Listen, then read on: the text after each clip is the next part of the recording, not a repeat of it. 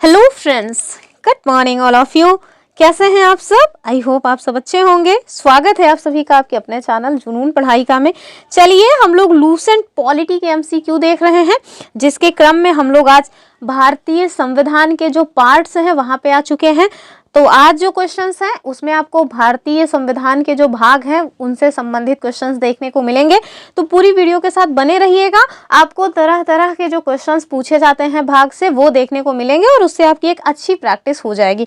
हमने इसमें PYQs भी शामिल किए हैं और नए क्वेश्चंस भी बनाए हैं। हालांकि बहुत छोटा सा चैप्टर ही है, बहुत छोटे से इसमें बहुत कम ही पॉइंट्स हैं, तो बहुत ज़्यादा इसमें क्वेश्चंस नहीं बनते हैं। लेकिन फिर भी जिस तरह के क्वेश्चंस बनते रहे हैं और जिस तरह के क्वेश्चंस आगे भी बनने की संभावना है वो सब हम यहाँ देखने वाले हैं।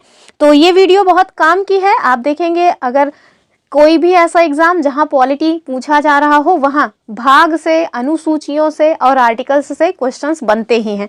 तो चलिए देखते हैं। कल हमने अनुसूची, जो हमारे संविधान में 12 अनुसूचियां हैं, उनसे संबंधित वीडियो करा दिया है। अगर आप लोगों ने नहीं देखा है तो प्लेलिस्ट में आप जाएंगे तो आपको वीडियो मिल जाएगा और वहां से आप उसको देख सकते हैं। चलिए हम लोग आज की वीडियो स्टार्ट करेंगे। और आज हमें जो है क्या देखना है, तो हमने बता दिया कि भारतीय संविधान के भाग देखने हैं। तो पहला क्वेश्चन हम देखेंगे आज का। तो आपसे पूछ रहे हैं कि भारतीय संविधान का कौन सा भाग नागरिकता से संबंधित है। ठीक है, तो प्रीवियस वीडियोस में हमने आपको कई बार बताया है कि हमारे संविधान में टोटल जो भाग हैं वो कितने हैं। तो टोटल 22 भाग हैं। लेकिन अगर आप गणना के हिसाब से देखेंगे तो ये जो है 25 हो जाते हैं। क्यों 25 हो जाते हैं? क्योंकि कई ऐसे भाग हैं जिनमें संविधान संशोधन के माध्यम से कुछ क्लॉजेस ऐड कर दिए गए हैं। जैसे आप देखेंगे कि भाग 4 एक अलग जो है भाग है, लेकिन उसी में जो 1976 में 42वां संविधान संशोधन हुआ था उसके तहत भाग 4 का जोड़ दिया गया। ठीक है, तो भाग 4 का जो जोड़ दिया गया वो भाग 9 उसमें का जोड़ा गया है, भाग 9 में खा जोड़ा गया है। तो इस तरह से आप देखेंगे कि जब आप उसकी गणना करेंगे, गिनती करेंगे तो आपको 25 भाग मिलेंगे। तो जैसे आपको ऑप्शन मिले उसी हिसाब से आपको मतलब आंसर भी टिक करना है। चलिए हम लोग ये वाला क्वेश्चन देखते हैं। तो आपको बताना है कि भारतीय संविधान का कौन सा भाग है जो नागरिकता से संबंधित है। हमारे पास विकल्प है भाग 1, भाग 2, भाग 3, भाग 4।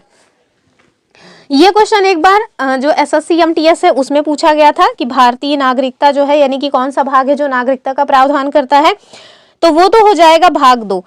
हमारा जो उत्तर प्रदेश PCS है उसने भी 2021 के आसपास ये वाला क्वेश्चन पूछा था, बशर्ते उन्होंने इस तरह से पूछा था कि जो हमारा भाग 2 है नागरिकता, उसमें आप बताइए कौन कौन से आर्टिकल शामिल हैं। तो उसमें जो है ऑप्शंस में कई सारे ऑप्शंस थे जिसमें एक सही उत्तर भी था और वो था आर्टिकल 5 से 11। ठीक है, तो आर्टिकल 5 to 11 जो है वो नागरिकता से संबंधित उसमें प्रोविजन दिए गए हैं। इसको याद रखिएगा, ऑप्शन जो B है वो ठीक हो जाएगा।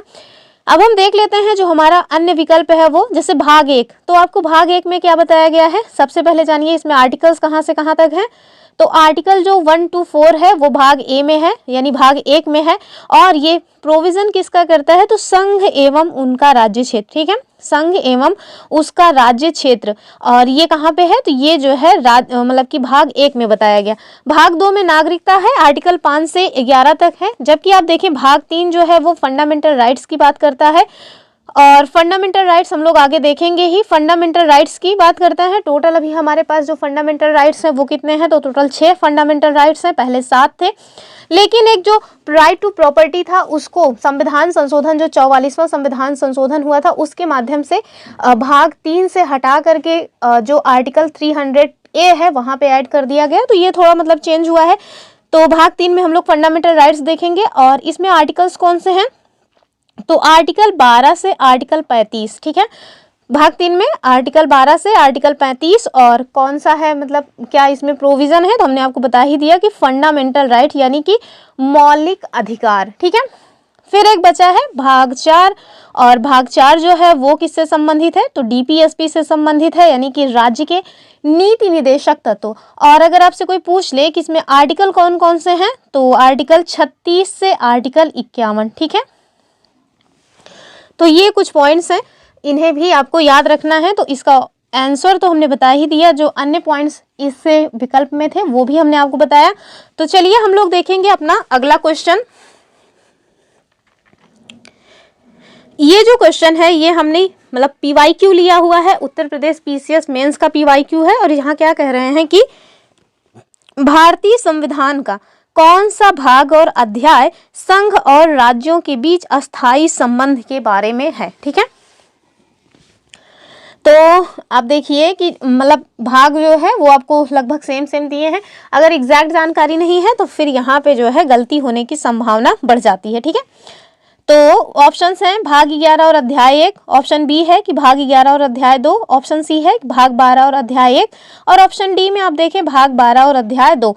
तो इसका जो सही आंसर है वो हो जाएगा ऑप्शन ए वाला, यानी कि भारतीय संविधान का जो भाग 11 और उसका अध्याय 1 है उसमें क्या बताया गया है, उसमें बताया गया है कि संघ और राज्य के बीच जो विधायी संबंध हैं वो। ठीक है, तो इसका आर्टिकल भी याद रखिएगा। आर्टिकल कहाँ से कहाँ तक है, तो संघ और राज्यों के मध्य जो संबंध है वो उसके लिए जो आर्टिकल है वो आर्टिकल 245 से आर्टिकल 263 तक है। ठीक है, तो हम लोगों को आर्टिकल्स भी याद रखने हैं। ऐसे क्या होता है ना कि जब कभी कभी आपको क्वेश्चंस में जैसे आपने देख लिया कि हमारा जो संघ और राज्य के मध्य विधायी संबंध है वो आर्टिकल 245 से आर्टिकल 263 तक है, तो कभी कभी आर्टिकल्स डायरेक्ट जो पूछे जाते हैं उनको सॉल्व करने में थोड़ा ईजी जाता है। ठीक है, चलिए अगला क्वेश्चन देखेंगे। इसका जो सही आंसर है वो ए हो जाएगा।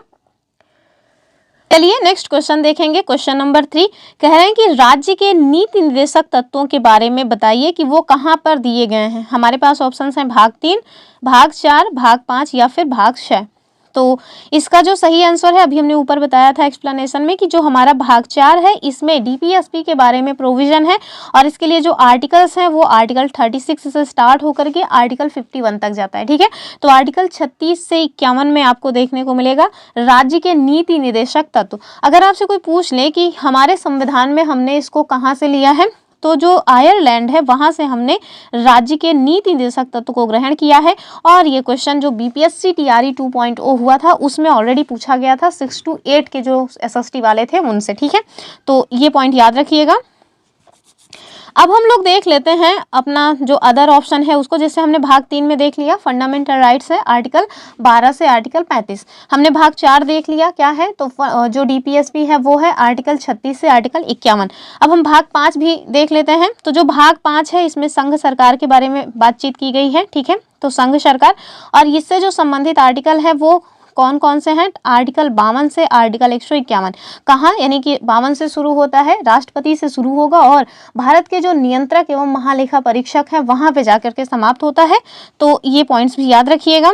इसी में आपको यानी कि भाग 5 में ही आपको संघ सरकार में एक तो देखना मतलब कि राष्ट्रपति के बारे में भी आप पढ़ेंगे, उपराष्ट्रपति के बारे में पढ़ेंगे, जो हमारा सुप्रीम कोर्ट है उसके बारे में पढ़ेंगे, और नियंत्रक एवं महालेखा परीक्षक को भी हम इन्हीं संघ सरकार वाले में ही पढ़ते हैं। ठीक है, फिर आप देखिए भाग 6। तो भाग 6 जो है ये किससे संबंधित है, तो भाग 5 अगर केंद्र सरकार से संबंधित है तो जाहिर सी बात है कि आगे हम लोग राज्य सरकार के बारे में ही पढ़ेंगे। तो आप देखिए कि जो भाग 6 है वो राज्य सरकार से संबंधित है। ठीक है, राज्य सरकार से संबंधित है। अगर आपसे कोई पूछ ले कि कौन कौन से आर्टिकल्स यहाँ पे हैं, तो आर्टिकल आप देखिए 152 से शुरू होता है और आर्टिकल 237 तक जाता है। ठीक, तो आर्टिकल 152 से आर्टिकल 237 तक राज्य सरकार के बारे में प्रोविजन किया गया है। तो इसका जो सही आंसर है वो हमने बताया ऑप्शन बी। अदर जो ऑप्शंस थे वो भी हमने देख लिए। अब हम देखेंगे अपना अगला क्वेश्चन, क्वेश्चन नंबर 4।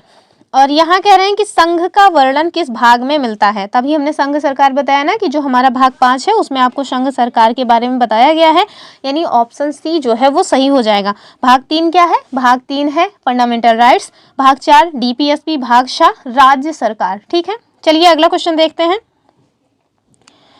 कह रहे हैं कि राज्य जो है वो किस भाग में वर्णित है। अभी ऊपर हमने देखा भाग 6 में राज्यों के बारे में बताया गया, यानी राज्य सरकार के बारे में बताया गया है। भाग 5 में संसद अर्थात संघ सरकार के बारे में। अब देखिए जो हमारा भाग 7 है ये अब रिवील हो चुका है, यानी कि निरस्त हो गया है रिवील। और इसमें था क्या, वैसे ये एग्जाम में पूछा तो नहीं जाता कभी, लेकिन फिर भी दिया हुआ है लूसेंट में, तो आप जान लीजिए कि जो भाग 7 है ना इसमें आप देखेंगे कि जो पहली अनुसूची के भाग खा के राज्य थे उनको इसमें शामिल किया गया था, लेकिन आर्टिकल 238 था, लेकिन अब ये निरसित हो चुका है तो जानने की कोई ज़रूरत है नहीं। हाँ, भाग 8 हमारे लिए इम्पॉर्टेंट है। और क्यों इम्पॉर्टेंट है? क्योंकि भाग 8 में हमने जानना है कि यहाँ पे आपको जो यूनियन टेरिटरीज हैं उनके बारे में बताया गया है। ठीक है, किसके बारे में? जो हमारी यूटीज़ हैं, वर्तमान में कितनी यूटीज़ हैं?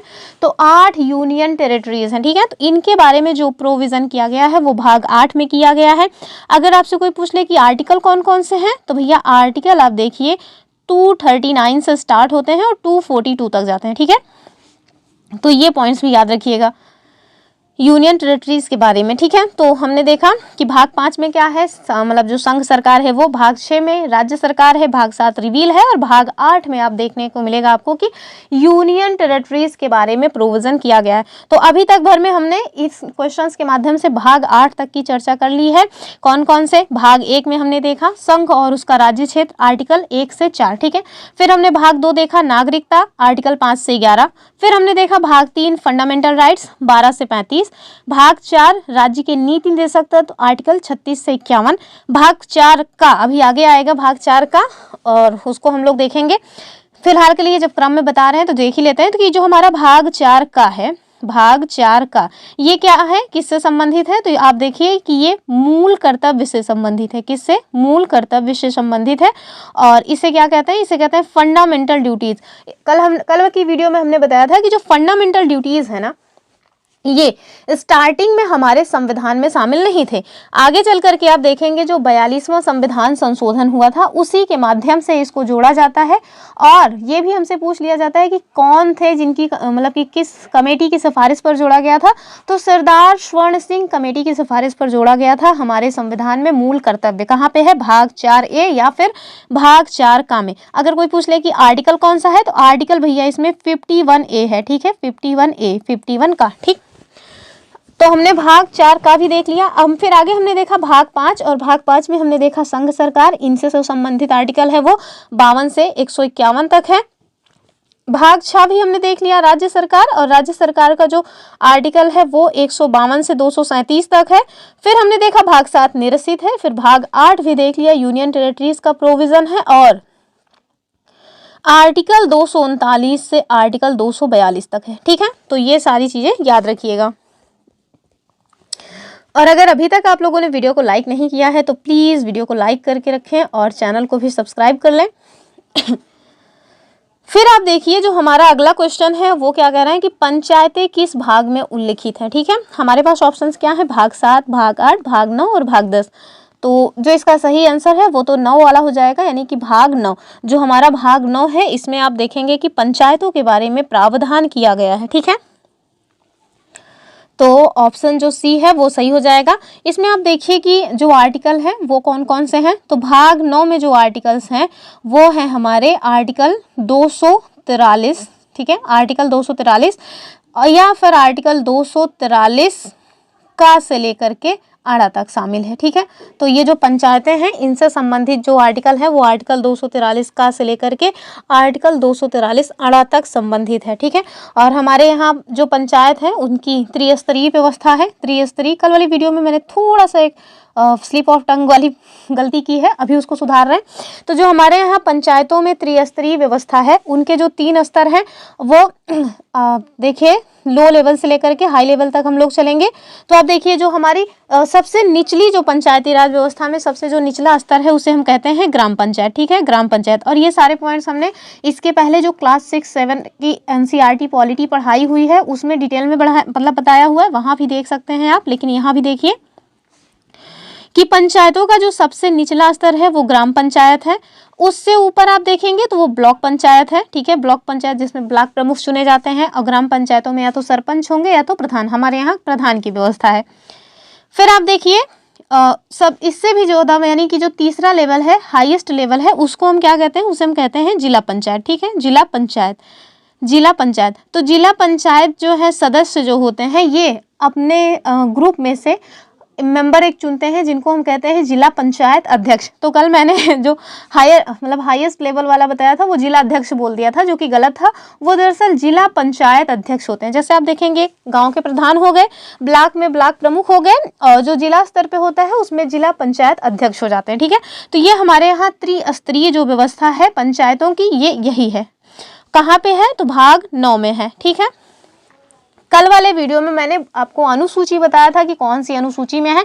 यह आपके लिए होमवर्क है कि हमारे यहाँ जो पंचायतों का प्रोविजन है वो कौन सी अनुसूची में है। कल मैंने 10 बार कम से कम बताया होगा वीडियो में। ठीक है, तो ये हमने देखा भाग 9। अब हम देख लेते हैं भाग 10। ठीक है, जो हमारा भाग 10 है वो क्या है? तो आपको भाग 10 में देखने को मिलेगा अनुसूचित और जनजातीय क्षेत्रों के बारे में। ठीक है, तो जो हमारे अनुसूचित और जनजातीय क्षेत्र हैं, अनुसूचित और जनजातीय क्षेत्र, इनसे संबंधित आर्टिकल कौन से हैं ये हमें जानना चाहिए। आर्टिकल 244 से आर्टिकल 244 का तक। ठीक है, तो आर्टिकल 244 से आर्टिकल 244 का तक सम्मिलित है अनुसूचित जाति और जनजातीय क्षेत्र। कहाँ है? भाग 10 में है। तो ये पॉइंट्स भी याद रखिएगा। अब देखिए जो भाग 9 है ना, भाग 9 में भी आप 2 क्लॉजेस आपको देखने को मिलेंगे। एक तो भाग 9 का है, दूसरा है भाग 9 खा। जो भाग 9 का है इसमें क्या प्रोविजन है? तो भाग 9 का में नगर पालिका के बारे में बताया गया है। नगर पालिका और इनसे संबंधित जो आर्टिकल है वो कौन से हैं? तो नगर पालिका से संबंधित जो आर्टिकल है वो 243 ता से लेकर के 243 या शा तक है। ठीक, अगला आप देखिए भाग 9 खा में जो है वो क्या है? तो इसमें आपको कोऑपरेटिव जो सोसाइटीज हैं यानी कि सहकारी समितियां हैं उनसे संबंधित प्रोविजन किया गया है। और ये जो सहकारी समितियां हैं इनसे जो संबंधित आर्टिकल है वो 243 या जा से लेकर के 243 या ना तक सम्मिलित है। ठीक है, तो ये सारे पॉइंट्स भी याद रखिएगा। अब हम लोग देखेंगे अपना नेक्स्ट क्वेश्चन। यहाँ पे आपसे कह रहे हैं कि नगर पालिकाएं किस भाग में वर्णित हैं। ठीक है, तो भाग की बात हो रही है। अभी हमने ऊपर हालांकि देखा है ऑप्शन क्या है? भाग 9, भाग 9 का, भाग 10 या फिर भाग 11।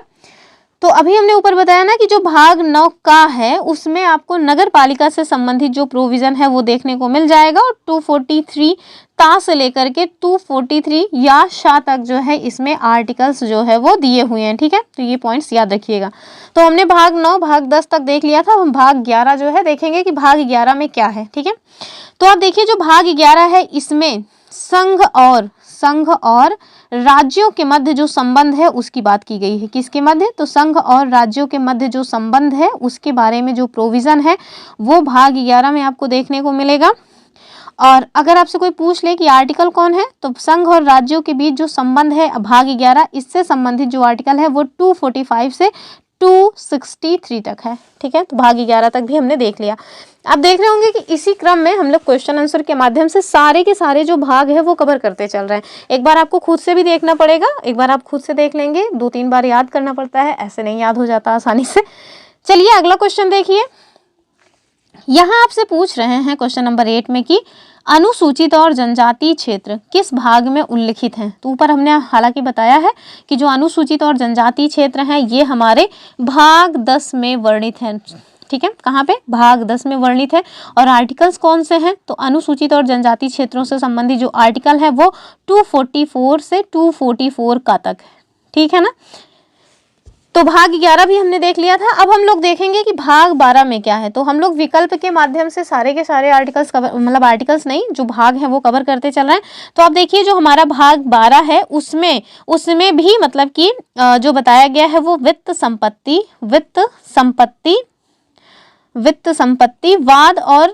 संपत्ति वाद एवं संविदाओं की बात की गई है। वाद एवं संविदाओं की बात की गई है। और आप देखेंगे कि ये केंद्र और राज्यों के मध्य जो मतलब कि क्या बोलते हैं उसके पैसे वाला वित्तीय संबंध है ना, उससे संबंधित है। यानी कि केंद्र और राज्य के मध्य जो वित्तीय संबंध है उससे संबंधित ये माना जाता है। तो ये वाले पॉइंट्स भी याद रखिएगा। और इसी भाग 12 में आप देखेंगे कि जो हमारा संविधान संशोधन 44वां हुआ था, जिसके माध्यम से जो राइट टू प्रॉपर्टी हमको पहले मिला था उसको ला करके कहाँ रख दिया गया है, तो भाग 12 के आर्टिकल 300 का में रख दिया गया है। ठीक है ना, ये पॉइंट्स भी याद रखिएगा। ये क्वेश्चन कई बार पूछा हुआ है, संपत्ति का जो अधिकार है उसको कहाँ पे रख दिया गया है, तो भाग जो है वो 12 में है, भाग 12 के आर्टिकल 300 का में रखा गया है। कौन से संविधान संशोधन के माध्यम से हटाया गया, तो 44वां संविधान संशोधन जो कि 1978 में हुआ था, वहां से इसको हटा दिया गया है और भाग 12 में रख दिया गया है। ठीक है, तो ये पॉइंट्स भी याद रखिएगा हम। और इसका जो सही आंसर है वो क्या हो जाएगा, ये हो जाएगा हमारा ऑप्शन बी वाला, यानी कि भाग 10। चलिए अगला क्वेश्चन देखेंगे। कह रहे हैं कि क्वेश्चन नंबर 9 में आपको बताना है कि संघ और राज्यों के बीच जो संबंध है वो किस भाग में वर्णित है। संघ और राज्यों के बीच जो संबंध है आपको वो बताना है, भाग 10, भाग 11, भाग 12 या फिर भाग 16। तो इसका जो सही आंसर है, अभी हमने देखा कि जो हमारा भाग 11 है उसमें संघ और राज्यों के मध्य जो संबंध है उसकी बात की गई है, और आर्टिकल 245 से आर्टिकल 263 तक। आगे देखिए जो हमारा विकल्प है डी वाला, उसको देखेंगे। भाग 16 यहाँ पे पूछा जा रहा है आपसे, तो आप देखिए जो भाग 16 है उसमें क्या बताया गया है, तो इसमें आप देखेंगे कि कुछ वर्गों के संबंध में कुछ विशेष उपबंध किए गए हैं, जिसमें आपको आर्टिकल 330 से आर्टिकल 342 तक देखने को मिलेगा। ठीक है, तो ये जो है भाग 16 में है, आर्टिकल 330 से आर्टिकल 342। इसमें आप देखेंगे कि कुछ संघ और मतलब कि जो कुछ ऐसे वर्ग हैं जिनको कुछ विशेष उपबंध दिए गए हैं। ठीक है, ये जो है आगे हम लोग देखेंगे आर्टिकल्स के माध्यम से, तो चीज़ें ज़्यादा अच्छे से समझ आएंगी। अभी केवल और केवल हम लोग भाग पर चर्चा कर रहे हैं, तो भाग पर ही टिक के रहें, ज़्यादा ठीक है। अगला क्वेश्चन कह रहे हैं कि वित्त, संपत्ति, संविदाएं और वाद ये किस भाग में वर्णित है, तो वो भी हमने ऊपर देखा था कि भाग जो हमारा 12 है उसमें ये सारे पॉइंट्स बताए गए हैं। अदर जो 2 ऑप्शन है इन्हें देख लेते हैं। सबसे पहले हम देखेंगे भाग 13। तो जो हमारा भाग 13 है वो क्या कहता है, तो जो भाग 13 है भैया वो हमें भारत के जो राज्य क्षेत्र हैं उनके भीतर व्यापार, वाणिज्य और समागम की बात करता है, जो कि आर्टिकल 301 से लेकर के आर्टिकल 307 में सम्मिलित है। ठीक है, तो जो भाग 13 है वो क्या कहता है भैया भारत के जो राज्य क्षेत्र है उसके भीतर व्यापार, वाणिज्य कर सकते हैं, और इसके लिए जो आर्टिकल्स हैं वो आर्टिकल 301 से आर्टिकल 307 में वर्णन किया गया है। फिर हम देखेंगे भाग 14, और ये क्या कहता है, तो जो भाग 14 है वो संघ और राज्यों के अधीन सेवाओं से संबंधित है, यानी कि जो हमारा संघ और राज्य के अधीन सेवाएं हैं उससे संबंधित है, और आर्टिकल कौन से हैं, तो 308 से लेकर के आर्टिकल 323। ठीक है, तो ये पॉइंट्स भी याद रखिएगा कि भाग 14 में क्या है, भाग 14 में संघ और राज्यों के अधीन सेवाओं की बात की गई है। ये वही है IAS PCS वाली जो चीज़ें आती हैं ना, वो इसी में आती हैं, भाग 14 में ही। अगला क्वेश्चन देखिए क्वेश्चन नंबर 11 क्या कह रहे हैं कि भारत के राज्य क्षेत्र के भीतर व्यापार, वाणिज्य और समागम की जो स्वतंत्रता मिलती है ये हमें किस भाग से मिल रही है, तो भाग 13 अभी हमने देख लिया, भाग 14 तक हमने देखा था। भाग 14 में क्या है, तो संघ और राज्यों के अधीन सेवाएं। अब हम देख लेते हैं भाग 15। भाग 15 में क्या बताया गया है, बड़ा ही इंपॉर्टेंट है, और ये BPSC TRE 2.0 में भी पूछा गया था भाग 15 के बारे में। और यहाँ पे किससे संबंधित प्रोविजन है, तो जो निर्वाचन है ना उससे संबंधित प्रोविजन है। ठीक है, तो जो हमारे यहाँ चुनाव कराने वाली जो सबसे बड़ी संस्था है निर्वाचन आयोग, उससे संबंधित ये भाग 15 है। इसमें आप देखेंगे आर्टिकल कौन से हैं, तो आर्टिकल 324 से शुरू होगा और आगे चल करके कहाँ खत्म होगा, आगे जो है ये 329 में खत्म होगा, जिसमें आप देखेंगे कि जो आर्टिकल 324 है ये निर्वाचन आयोग से संबंधित है। ठीक है, ये क्वेश्चन कई बार पूछा गया है, निर्वाचन आयोग से जो संबंधित है वो क्या है, वो आर्टिकल 324 है। ठीक, भाग 15 में। अगला क्वेश्चन देखिए, क्वेश्चन नंबर 12 कह रहे हैं कि संघ और राज्य के अधीन जो सेवाएं हैं किस भाग में वर्णित है, भाग 13, 14, 15, 16। तो आप देखिए इसमें जितने भी विकल्प हैं सारे मैंने एक्सप्लेन कर ही दिए हैं, तो इसका जो सही आंसर है वो बी हो जाएगा, यानी कि भाग 14 में संघ और राज्यों के अधीन सेवाओं की बात की गई है, ऑप्शन बी। अगला क्वेश्चन देखिए क्वेश्चन नंबर 13 कह रहे हैं कि निर्वाचन किस भाग में वर्णित है। अभी हमने देखा कि जो हमारा भाग 15 है उसमें निर्वाचन के बारे में बताया गया है, तो ऑप्शन बी जो है वो सही हो जाएगा। और आर्टिकल कौन से हैं, तो आर्टिकल 324 से आर्टिकल 329। भाग 16 तो हमने देख ही लिया है कि कुछ वर्गों के संबंध में जो विशेष उपबंध है उनकी बात की गई है। अब हम लोग भाग 17 भी देख लेते हैं। जो हमारा भाग 17 है वो राजभाषा से संबंधित है। ठीक है, तो जो राजभाषा है उससे संबंधित है हमारा भाग 17। आर्टिकल पूछा जा सकता है, तो आप देखिए जिसमें आर्टिकल है वो आर्टिकल 343 से आर्टिकल 351। ठीक है, तो ये पॉइंट्स भी याद रखिएगा। 343 से 351 तक राजभाषा के बारे में बताया गया है और कहाँ पे शामिल है, तो भाग 17 में शामिल है। जब हम लोग एक एक आर्टिकल्स देखेंगे तब आपको इसमें डिटेल में बहुत कुछ जानने को मिलेगा। लेकिन अब इससे क्या रहता है ना कि अगर हमने देख लिया कि भाग में यानी कि भाग 17 है, उसमें 343 से लेकर के 351 तक आर्टिकल्स दिए हुए हैं। तो आप अगर कोई क्वेश्चन पूछ ले कि भाषा से संबंधित कोई भी क्वेश्चन है राजभाषा से, तो आपको कम से कम ये आइडिया रहेगा कि ये 343 से 351 के मध्य ही आर्टिकल होगा। कम से कम आप लोग 280 आर्टिकल को राजभाषा से संबंधित नहीं मारेंगे। तो इस वजह से हम लोगों को भाग के बारे में पहले जानकारी होनी चाहिए, उस भाग में कितने आर्टिकल्स आ रहे हैं वो जानकारी होनी चाहिए। उसके बाद जब हम लोग आर्टिकल्स देखते हैं तब फिर हमें अच्छे से समझ में आता है। और यही कारण है कि आप देखिए तो इसी क्रम में आपको लूसेंट की बुक हो उसमें भी दिया है, लक्ष्मीकांत की बुक हो उसमें भी दिया है, सब ऐसे ही एक क्रम से दिए हुए हैं ताकि समझने में भी हमको इजी जाए। ठीक है, अगला क्वेश्चन देखिए, कह रहे हैं कि राजभाषा किस भाग में वर्णित है। हमने देख लिया भाग 17 में राजभाषा वर्णित है। अब देखिए एक भाग बचा हुआ है भाग 18, इसको भी देख लेते हैं। तो जो हमारा भाग 18 है इसमें क्या बताया गया है, तो इसमें हमें आपात उपबंध के बारे में बताया गया है। ठीक है, जो आपातकाल है उससे संबंधित जो प्रावधान है वो आपको यहाँ देखने को मिल जाएंगे। आर्टिकल कौन से हैं, तो आर्टिकल 352 से लेकर के आर्टिकल 360 तक है, जिसमें आप देखेंगे 352 जो है, फिर 356, फिर 360, जिसमें 360 जो है वो वित्तीय आपातकाल से संबंधित है, 356 जो है वो, और 352 के थ्रू क्या लगता है, तो 352 के थ्रू मेरे ख्याल से जो मतलब राष्ट्रपति का शासन लग जाता है वो लगता है, और आर्टिकल 356 से जो इमरजेंसी है ना, नेशनल इमरजेंसी, वो लगती है। ठीक है, तो ये पॉइंट्स भी याद रखिएगा। और भारत देश में कितने बार वित्तीय आपातकाल लगा है, ये आपके लिए क्वेश्चन है कि भारत में कितनी बार आपातकाल लगा है। वो आपातकाल नहीं, कितनी बार जो हमारा कौन सा पैसे वाला आपातकाल होता है, वित्तीय आपातकाल भारत में आज तक कितनी बार लगा है। ये मतलब ये क्वेश्चन आप जरूर कमेंट करिएगा अगर अभी तक आप वीडियो में बने हुए हैं तो। ठीक है, कितनी बार वित्तीय आपातकाल लगा है। तो हमने देख लिया कि जो हमारा भाग 18 है वो वित्तीय आपातकाल से संबंधित है। और एक क्वेश्चन और भी पूछ सकते हैं, वैसे तो क्वेश्चंस मैंने कई सारे करवा दिए हैं। जैसे इसके पहले हमने देखा था कि जो राष्ट्रीय आपातकाल है उसमें जो हमारे मूल अधिकार हैं वो जो बाधित हो जाते हैं उसको हमने कहाँ से लिया है, तो संविधान का जो सोर्स है उसमें हमने बताया हुआ है कि जर्मनी के जो संविधान है वहाँ से हमने लिया हुआ है कि मतलब आपातकाल के समय जो हमारे मूल अधिकार हैं वो बाधित हो जाते हैं। ठीक है, तो ऑप्शन जो डी है वो मतलब कि किससे संबंधित है, आपातकाल से। और राजभाषा किस भाग में वर्णित है, तो हमने बता दिया भाग 17 में, तो ऑप्शन सी इसका सही आंसर हो जाएगा। अगला क्वेश्चन ही पूछ लिया गया है कि आपात उपबंध किस भाग में वर्णित है, भैया भाग 18 में है। आप देखिए कि भाग 18 में क्या दिया है, तो आपात उपबंध के बारे में, और आर्टिकल 352 से लेकर के आर्टिकल 360 तक।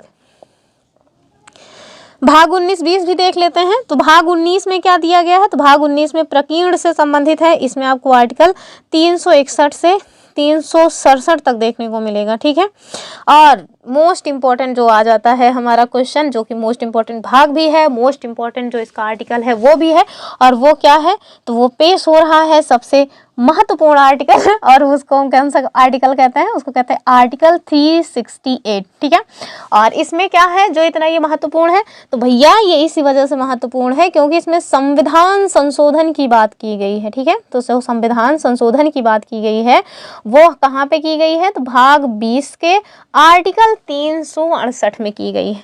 तो ये पॉइंट मोस्ट इंपॉर्टेंट है। अगला क्वेश्चन देखिए, ये क्वेश्चन PYQ है। अब जो भी क्वेश्चंस आप देखेंगे वो सारे PYQs हैं, कैसे कैसे पूछे गए हैं वो आपको यहाँ देखने को मिलेगा।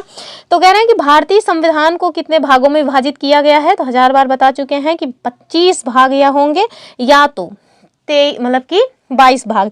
अब यहाँ आप देखिए कह रहे हैं कि भारतीय संविधान को कितने भागों में विभाजित किया गया है, 16, 22, 24 या 25। तो ऐसे क्वेश्चंस में बहुत फंस जाना होता है, लेकिन हम लोग क्या मानेंगे, इसको 22 भाग ही मानेंगे। ठीक है, अगर 22 के अलावा इसमें 22 ना दे करके 23 दिया होता और 25 दिया होता तब हम लोग 25 पे जाते। ठीक है, तो इसका जो सही आंसर है वो बी वाला हो जाएगा। ये देखिए कहाँ कहाँ क्वेश्चन पूछा गया है, तो यूपी PCS मेंस 2012 में पूछा गया। यूपी PCS जो स्पेशल मेंस वाला होता है वो 2008 में हुआ था, उसमें पूछा गया था, और उत्तर भी इन्होंने बी माना है। ठीक है, ये घटना चक्र से हमने क्वेश्चन लिया है। फिर आप देखिए अगला क्वेश्चन कि निम्नलिखित में से कौन एक सही सुमेलित नहीं है। ठीक है, अब इससे क्या होता है ना कि हम लोगों को यह आइडिया लग जाता है कि एग्जैक्टली हमारे जो भाग हैं उनसे किस किस तरह के क्वेश्चंस पूछे जाते हैं। इसी वजह से PYQs देखना जरूरी। अब जैसे इसके पहले हमने वन लाइनर टाइप के क्वेश्चन सारे करवाए थे, उससे क्या हुआ, उससे ये हुआ कि जो भी भाग हैं उसमें कौन से आर्टिकल हैं, कौन से भाग में किसका प्रावधान है, उसकी जानकारी आपको हो गई। लेकिन क्वेश्चंस कैसे कैसे पूछे जा रहे हैं वो आपको PYQs के माध्यम से ही पता चलते हैं। तो हमारा जो क्वेश्चन नंबर 17 है वो क्या कह रहे हैं, निम्नलिखित में से कौन एक सही सुमेलित नहीं है। ठीक है, आपको बताना है कि कौन है भैया जो गलत सुमेल है। तो इसको इस टाइप के क्वेश्चन सॉल्व करने के लिए आपको सारे के सारे आर्टिकल्स का जानकारी होना चाहिए। अगर आपको सारे आर्टिकल्स नहीं पता है तो फिर इस टाइप के क्वेश्चन सॉल्व नहीं होते। अब जैसे मैच द फॉलोइंग वाला होता है उसमें ना विकल्प के माध्यम से कुछ बन जाता है, कुछ ट्रिकी जो है ऑप्शंस होते हैं जिनसे एक दो विकल्प जो है एलिमिनेट हो जाते हैं, पर ऐसे क्वेश्चंस में एक को विकल्प एलिमिनेट नहीं होने वाला। तो चलिए देखते हैं। कह रहे हैं कि जो नागरिकता है वो संविधान के भाग 2 में है। तो हमने बताया था कि हाँ, भारत में जो नागरिकता का प्रोविजन है भाग 2 में है। और आर्टिकल कौन से हैं, तो आर्टिकल 5 से आर्टिकल 11। ठीक, दूसरा कह रहे हैं कि मौलिक अधिकार संविधान का भाग 3। तो सही बात है, जो हमारा फंडामेंटल राइट है वो भाग 3 में ही है। और आर्टिकल कहाँ से कहाँ तक है, तो 12 से 35। फिर कह रहे हैं कि मौलिक कर्तव्य, ठीक है, ये गलत लिखा यहाँ पे लिखा हुआ है। और आपको बताना है कि जो मौलिक कर्तव्य है वो कहाँ है, तो संविधान का भाग 4A। एकदम सही बात है, मौलिक कर्तव्य जो है संविधान के भाग 4A में है। सरदार स्वर्ण सिंह की सिफारिश पर जोड़ा गया था। कब, तो वही 1976 में जो 42वां संविधान संशोधन हुआ था उसके माध्यम से। तो ये पॉइंट भी ठीक है। और आर्टिकल कौन सा है, 51A। फिर कह रहे हैं कि जो राज्य के बारे में प्रोविजन है वो भाग 6 में है। भाग 6 में जो है राज्य के बारे में प्रावधान है। वैसे तो इसमें सब सही हो गया, फिर गलत कौन सा गया, भाग 6A। मेरे ख्याल से इसमें ना भाग 6A ही है, ये भाग 6A ही है। और मैंने ये डबल टाइप कर दिया है। तो इसका जो सही आंसर है भैया, मैंने बता दिया कि मौलिक कर्तव्य जो है वो भाग 4A में है, जबकि यहाँ क्या दिया है, यहाँ दिया है 6A। 6A जैसा कुछ कोई आर्टिकल ही नहीं है। छठे में कह रहे हैं कि संविधान के भाग 6 में राज्यों से संबंधित प्रोविजन है। तो ये सही है।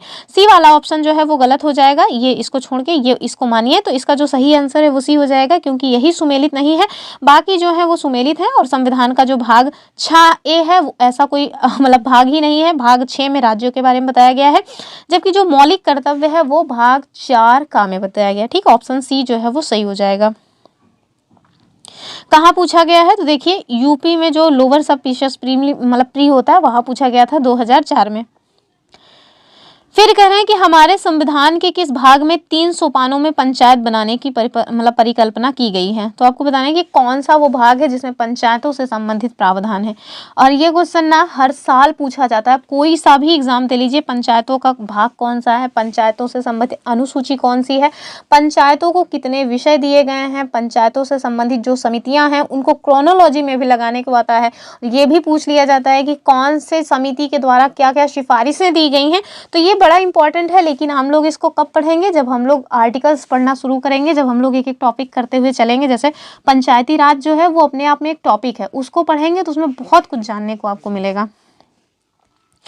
तो कह रहे हैं कि हमारे संविधान के किस भाग में 3 सोपानों में पंचायतें बनाने की परिकल्पना दी गई है। ऑप्शंस क्या है, भाग 9, भाग 10, भाग 11 या फिर भाग 12।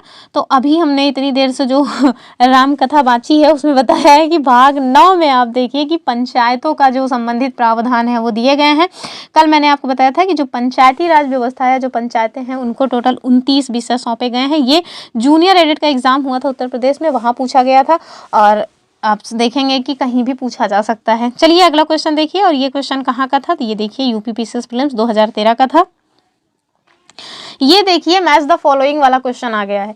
अब मैंने ये सारे क्वेश्चंस घटना चक्र से लिए हैं, तो ऐसे ही डायरेक्ट ले लिए हैं क्योंकि उसको टाइप करने में दिक्कत हो रही थी।